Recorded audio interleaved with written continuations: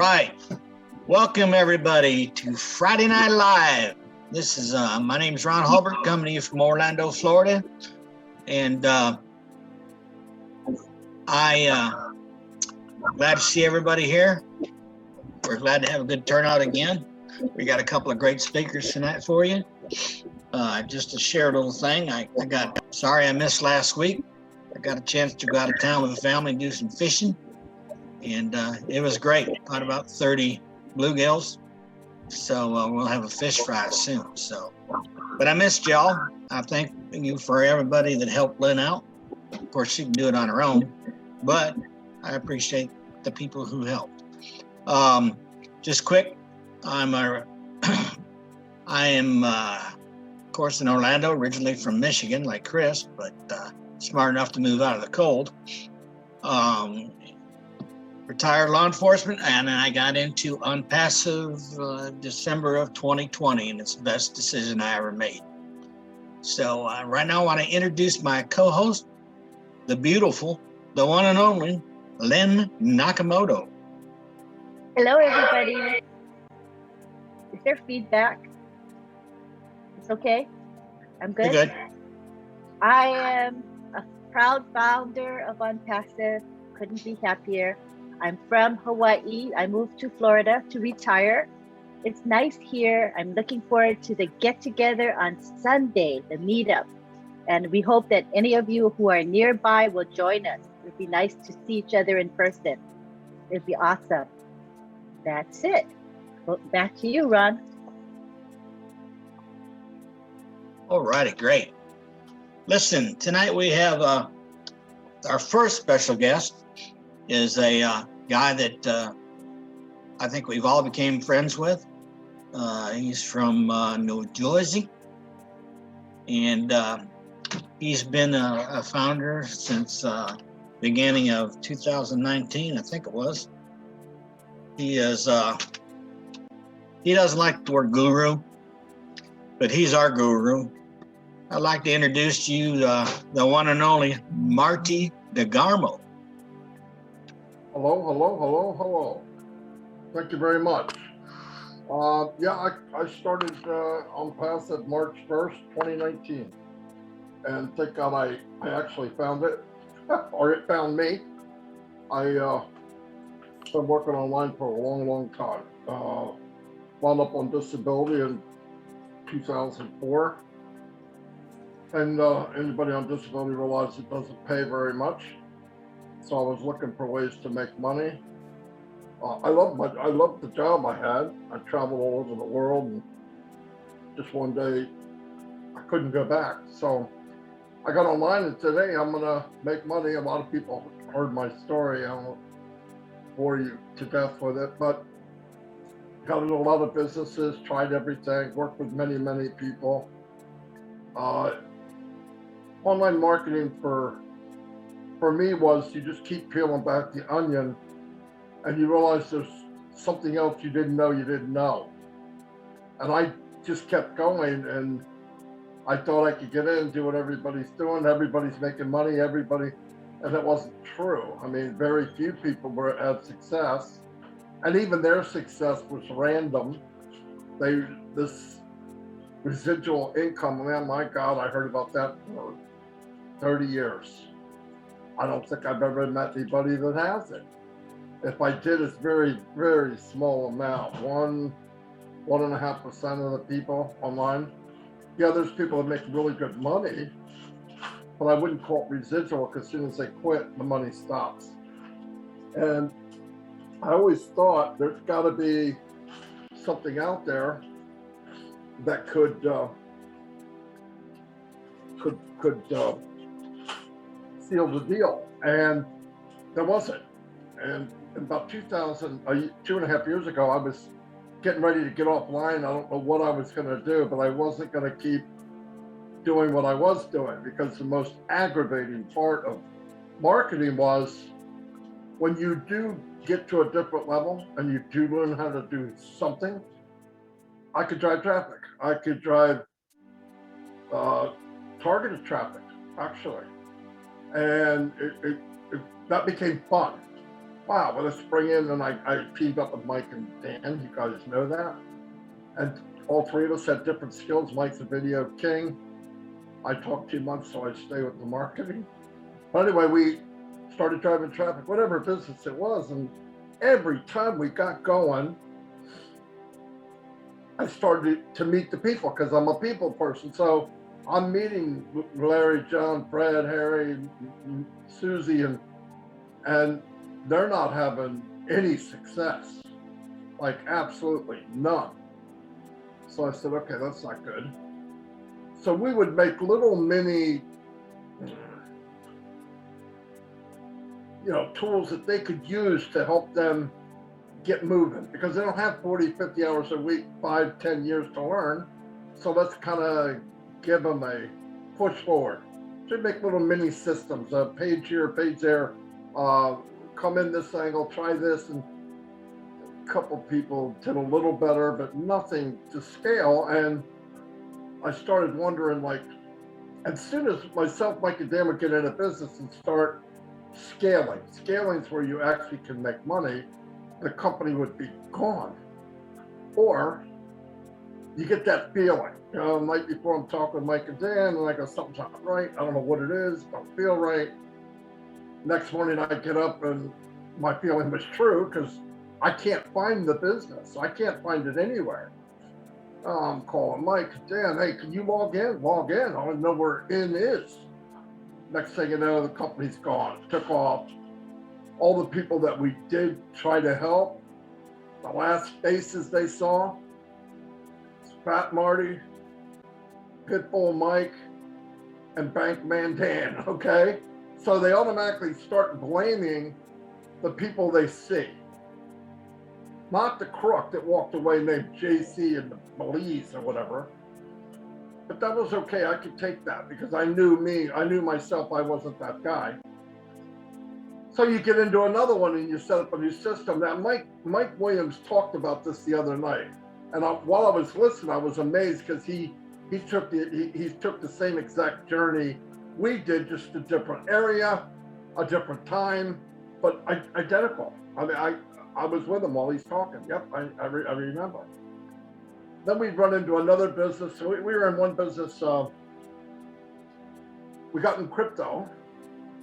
We were bringing in $1,000 a day each, easy. Wow, this is amazing. Yeah, well, you know that feeling even when it's too good to be true? That started hitting. This doesn't make sense. Well, what had happened, we got in the year that Bitcoin started at $900 and went to 20 grand in 7-8 months. 3 blind mice would have made money that year, right? It didn't matter what the system was. You bought 2 or 3 Bitcoin, you're going to have a lot of money in a year, even if it wasn't a business. If we just held it. But we got wrapped up with this guy, and he's working with us, and you put it in, and we'll give you this much back. You put it in, we give you this much back. So I'm kind of a numbers guy, not as much as Mike Ellis. So I start figuring out, I'm going, wait a minute, at this rate, we're going to make $10 trillion in 10 months. Okay, you know that's not true. So if the math doesn't add up, you've got to back off and say what's going on. So we started doing that. I get together with Mike and Dan and said, we got to get out of this as soon as we can. Now, the company wouldn't let you take everything, so you had to take partial every day. So we took the max. Boom, boom, boom, boom, boom, boom, boom. We left there with a profit, very little, and the company shut down. Thank God. Now, where's the bad thing there? Everybody we invited there lost money. Every freaking person. So now I'm thinking, man, we look like butt wipes, and we should. They followed us. We thought it was okay, but it doesn't matter what we thought. We got them into something that they got burned. There's people from parts of our family, I don't want to mention who, lost 30 grand. 30 grand in like a week. So I am not one happy camper, okay? So then we get in another business, and I'm thinking to myself, I want to know the guy running the show. So we got in the business, and right away I shot off and said, who's running this? They said a name. I said, okay, I want to meet him. And well, you can't do that. I'm not talking about Onpassive, by the way. So I finally met him. And first he played Elite on me and You're Just You, because he was a guru. And I said, well, we'll stick in here and see if this guy has the magic wand. And of course, Mike Ellis, about 2 months into it, said, this guy don't have anything to offer. We probably know more than he does. I don't know, he made $1 million in one day, one of his things that he did, supposedly. So anyway, we followed him for a year. And let me tell you what, on that company, you had to pay every month. It was in a pre-launch for a year, some kind of pre-launch. He did come out with a couple sites, but they sucked and they wouldn't convert. So he said, well, the problem is you guys can't drive traffic. That's what he's telling everybody. So we put it in overdrive, slammed the pedal to the floor and drove 4,000 people to his site fairly quickly. Opt-ins, I mean, they're there, they saw it. Not one signed up. Now, what does that tell you? It's not converted means it sucks. People aren't interested in it no matter what you do. So I went back to him, very subtle as I am, and said, obviously this sucks. He said, well, it must be your leads. Okay, let's get your leads. Well, if you want my leads, it's going to cost you $7 a person. And I'm going to hook you up with a guru, Facebook guru. Myself, Mike, and Dan go to this lady, and she's doing the meeting on how to advertise in Facebook. We get halfway done, I'm raising my hand like some kind of kid that's got to go pee-pee. Yes, Marty. Hey, what you're doing, yeah, that ad will never fly. Facebook will never accept it. Look, we have experience, we know what we're doing. Okay. Next time she comes back, they don't say anything, but the class is over. A couple of weeks go by, and I'm like, what's up? How well is it doing? Well, they didn't accept it. They made up a reason why, but I know why. They were putting crap in there that's not going to go with Facebook. So I go back, and of course Mike is on my left shoulder. You know, he's that guy telling you that we got to get out of this, or you know. And he was right, by the way. I wish I'd have listened earlier. But finally, I went to a meeting just with him on Skype, and he said, we were talking a long time. I showed him an ad, I showed him a picture, and I showed him what we were doing, me and Mike and Dan, because he wanted to know how we were driving so much traffic. When I was done, he said, holy cow. He said, what are you paying for those leads? And I said, 35 cents. We're getting thousands. Now, some of it wasn't that good. I had to fine tune it. Once we got done, about 55 cents. Targeted traffic, which is pretty good, but it took a long time. And I was showing him what we were doing. He goes, well, you can't put that image, people don't like it. I said, you don't like it.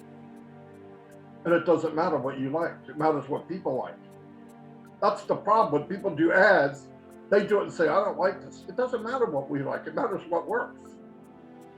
So I showed him, and he did a couple, but he kept adding stuff to it, like a girl walking with her hair blown in the wind, and thought that's gonna, you know, it doesn't work. People are clicking on it just because they want to see the pretty girl. They don't really care about the content of the page. So I said to him, he said to me, we were getting ready to leave. I didn't know where we were going, but we're leaving.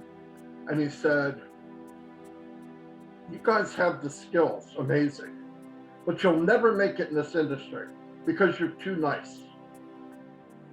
And I said, well, what you're doing, people are not going to understand. They're not going to be able to do working a 9 to 5 or a shift and a half, or a single mother or a single father. They're not going to be able to do this. They don't have the time. You've got to cut some time frames for these people. He goes, I said, they're just not going to be able to do it. He said, think up. The more people that don't know how to do it, the better off we are. Because it won't stop them from following us. Now, we live many, many states away, which is a good thing because he might be in the emergency room after that statement. But I said, okay, and we quit. I was done after that statement. went back to Mike and Dan, we're talking, and I said, we're done. Mike's happy as a lark. Great. I was, whatever. I said, okay. So now, it's like being a musician. You can't play any instrument. We're marketers. We want to market. We want to help. So now we're out there. What do we do? What are we going to do? And I'm thinking, I don't want to do what we're doing that hasn't worked yet. Yeah, we could try to travel. We can build a team. We can make a little money. But we can't help anybody. I don't want to make a team and not be able to help the people I'm looking. I don't want to look in somebody's eyes and says, hey, Fred, I'm going to help you. Freaking lie. I'm a liar. I don't want to be a liar. Sorry. So ran into Red Redford and Peter Rogers. What are you guys doing? I knew them and we were friends. They were in that business, by the way. They were in the same exact business. And they started explaining to me Onpassive. Now remember, my bar is so freaking low, an ant can jump over it, okay? My bar is really low. I'm not looking for grandioso. I flat right out said, can anyone do it? That was amazing, yes. Do they need special skills? Nope. Is there an auto ship? Nope. Are they trying to sell some kind of left-handed upside-down monkey wrench? Nope. Okay. So what they're selling is in high demand now, by the billions. Give me a couple things. The Red spelled out a couple things.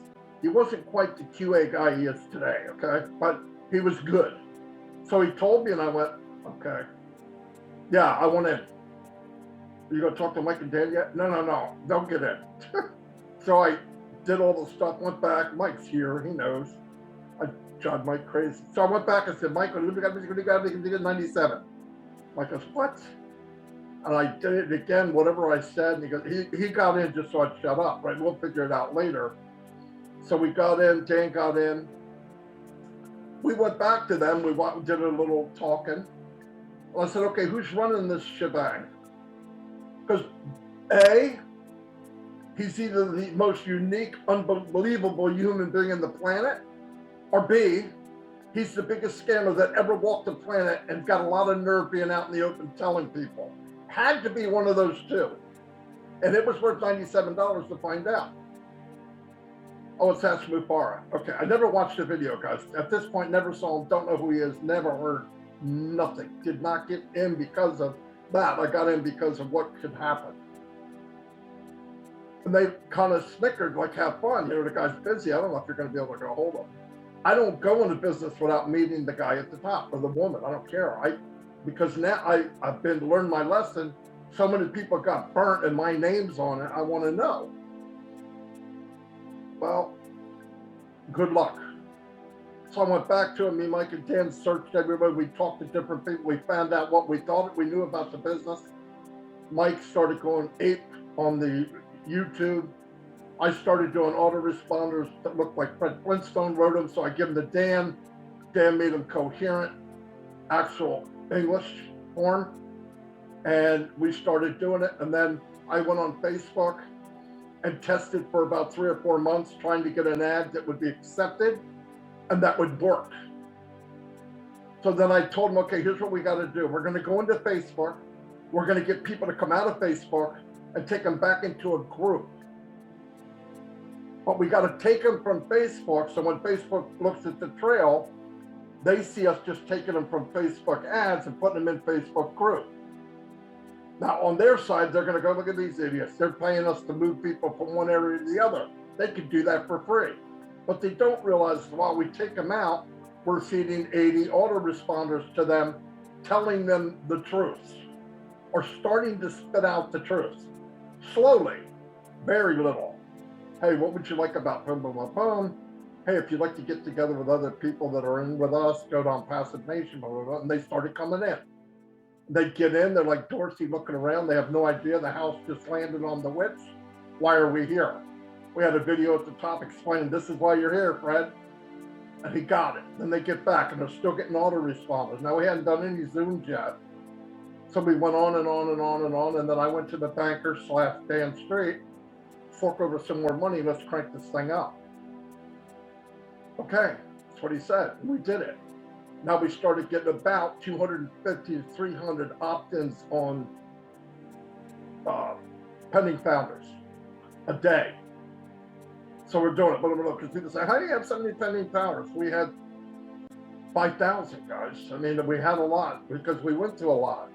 So we're going through these numbers, and about 4 or 5 months in, I get a phone call. And this really strange guy gets on, right? At this time, I knew who he was. I heard his voice. This is Ashley Barr. I am your friend. It's like, oh my God, it's R2D2. You know, I mean, I didn't know who he was, and I said, well, that's great.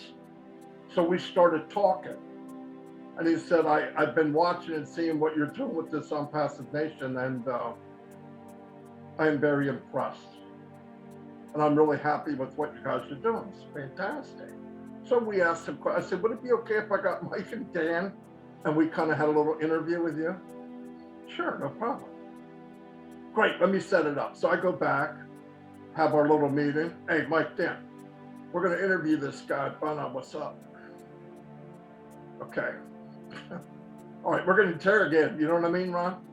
The problem was the interrogatee is much better at it than us, right? So we get there, we get him in the room, Skype, I think it was, and we're asking questions, and all of a sudden, bing, he started hitting the ping pong back. And he's an expert, right? So he's going, and I'm with him. I mean, boom, ping, ping, ping, slam. Oh, shoot. So now there's 3 blind mice sitting there, me, Mike, and Dan just listening with our mouths open, and he's slamming all kinds of stuff on us. I plan on doing this, and I got this, and I got, now he's opening up his head. And that's a scary place to be, guys. When he opens up his head, you are going to great adventure, okay? You're on your way to Disney World. So we got there, and we're listening. I go, oh my God, you know, so he got off.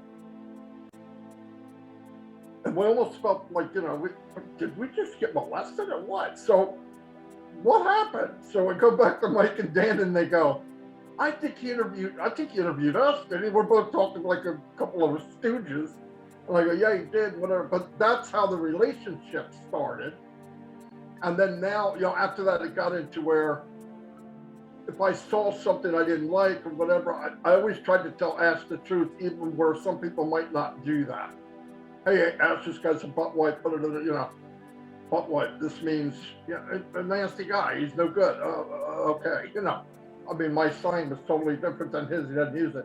But I just found out he is the real deal. I mean, you can't, you know, that's what drives me mad. Like when now I'm at the point, if I got some a-hole on YouTube making a video so he can get extra money and has people going to look at this to cause controversy, I want to punch him in the face, because he's not just talking about the company I spent the last 2.5 years. He's talking about Ashley Farr and his family and everybody here. I take it personal. Should we? Is it a professional way to do it? No, but I'm telling you right now, I'm not that professional. I waved that bye-bye a long time ago. Right is right, wrong is wrong. Get close enough, because I can't run that well. I will choke you out. And we'll do a new video showing what happens to somebody that says lies. But anyway, the wrong thing to do is go there and look at it and tell everybody. Because most of the clicks that I got were from Onpassive, which is sad. But anyway, all said and done, I feel with my bone marrow, we're in a great place. We are the luckiest people to walk the planet as far as a business. Obviously, it's not you in the relationship with God, but it's the next best thing on earth. And some of the stuff that he went through, and people just, like when I asked him, what do you do on your days off? We give food and water to the poor. We had 4 hours extra. And trust me, he doesn't have, he sacrificed his whole life for the last 3 years. And then a few weeks ago when he got really, really sick, I would text him. He always left some note, even if it wasn't high. 4 days, nothing. Then when he finally did, he goes, it's not good, right? So he's going through the stuff. So I'm kind of in a panic because I don't understand. So I go, I'm going to somebody to help me, Mr. Key here, who never said a word to anybody. So I get a hold of Key. Key, he's sick. Does he have COVID? No. I told Key no at first, but he did. But his whole family had it. His wife got sick. His kids weren't so bad, but his wife did get sick. And he started getting problems down low in his gut. So I called Key, and he knew I was doing it. I was going back and forth. Now he had Key might know the name, but he had not an ambulance, but a service come to his house. They check your blood pressure. They gave him some liquids and vitamins and all that. And Ash is a really healthy guy, thank God. But there was 4 days he didn't get out of bed, he couldn't walk, right? So I'm asking Key, what would he be taking that would have did that? Why would it? Well, send it to me. So I sent him the list. Key, I'm telling you now because it's after the fact, and Key is gonna hate me for even bringing it up. He didn't want to talk about it, but that's too bad. I'm bigger than him, and I'm all the way in New Jersey. What the heck is he gonna do? So I sent him the list. Key looks at it, and Key right away, you know what he does? Class act. Marty, I'm an upper guy. I'm lungs, heart. That's my, down below is a different person. But Key went out of his way, talked to some surgeons, showed them the list that Ash sent me. And because men, they don't want to go to the doctor, right? We don't go, we're done. We go on the ambulance, picks us up and drags us there. But anyway, the guy came back and said, no, there's nothing really there that's bad. It should be fine. Maybe it's the painkillers. Well, to make a long story short, we found out it got worse. He did get an ambulance, he did get sent to the hospital, and it was his bladder. And part of the problem with Ash's bladder, he said it, he came out and told you, is Ash would get in a meeting and you learned how to hold it long enough that it would go numb. Okay. Here's one of the smartest guys in the world, and he's like just killing himself slowly, right? So, but they told him a couple of years ago, you got to stop doing that because if you don't let it out, that's how you, because he had COVID, his immune system was a little off. So whatever could happen happened during that time. It was a lot worse. Needless to say, the reason I bring that up, during that time, he's asking me how people are doing. That's who he is. Do you need anything? I said, are you freaking kidding? I'm almost mad that he even asked. Is everybody all right? I said, do you want me to give an announcement of some kind? Yeah. Just tell him I'm getting better. And he started getting better, so okay. Then he came back that Monday. But the guy, I mean, to me, I can't even explain it. I never met Ron or Lynn, William, Bruce, all of you.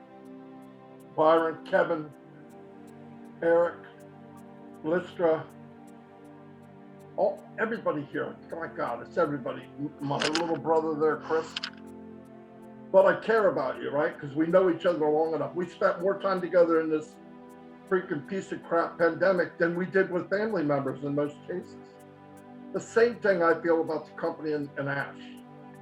So that, and listen, our job, my thing, I believe, it's not about numbers anymore. Don't go out and try, I want to get 50 people, I want to get 60. We need to get the right people. Because the other people are coming anyway. You know how many people I talk to now that the problem is inside? It's not outside. It's not some jackass that made a video, he'll disappear soon. But we got a lot of people inside that were brought in with the wrong intention. They were brought in with an MLM attitude or mentality, I'm gonna make money quick. Where's my money? The me attitude. And people that come in and feel that they're owed something. What do you get for 97 bucks? That's what you're owed. And I got that 1,000 times over in the last 2.5 years. Not money, but I got it just from life experience in this company. I've had guys tell me I paid 97 bucks. I better make 50 grand a year. I came in at 2018. I said, excuse me? And I put, fight me. Oh no, here's what I really want to say. You want your money back, give me your email. I know one thing I can do. I can get it to you in 24 hours. But if you can't take this journey, then get off. get off the bus. You can come in anytime you want. We got to start being upfront with people. And when you bring them in, tell them, hey, you know the privilege of getting in early? It's fantastic. You know the downfall? We don't know dates. What does Mufara ask Mufara come in? He'll say a date because he feels pressured to say, we're planning on doing it Tuesday. 70 things change between Friday afternoon and Tuesday that say, no, it's not going to happen Tuesday. So what is he going to do? Come back on and say, no, I was wrong. Wednesday at 7. No, I'm wrong. Thursday. A lot of the stuff are out of his control.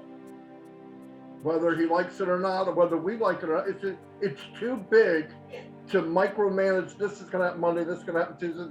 If you can't handle, and $97 is going to put you in a home, or you're thinking about suicide, get your freaking money back and relax.